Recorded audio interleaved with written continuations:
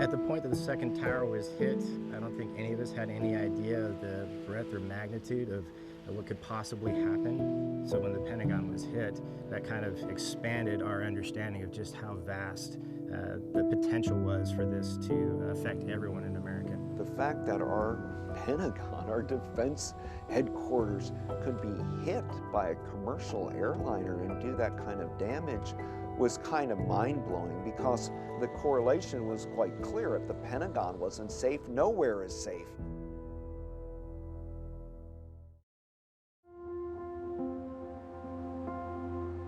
It was important to go downstairs and get outside, which I did. And as we came around the corner, we could see the fire and the smoke.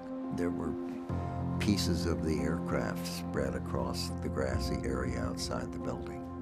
I reached out to Secretary Rumsfeld from Air Force One, and I was not able to get him, and it turns out one reason why is that he was becoming a first responder at the Pentagon. He was helping rescue people. That was when it first really hit me, as I saw the billowing cauldron of black smoke coming out of the western wall of the Pentagon. That's when it became very, very real for me. Before 9/11, I had never flown over the Pentagon. It just wasn't part of the appropriate air traffic control routing. Once the Pentagon got hit, and we weren't there, we were all very frustrated and angry that we weren't there to protect and defend.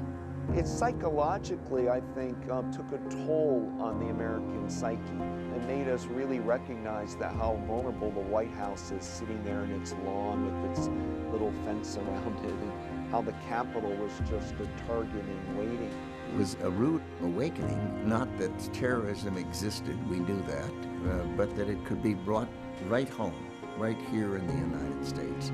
And it, I think, energized the country to recognize that the task before us was to not win a war, not win a battle, and not think that we can accomplish our goals only with bullets, but to recognize that it's an ideological struggle, as communism was, and that we need to be patient and persistent and tolerant.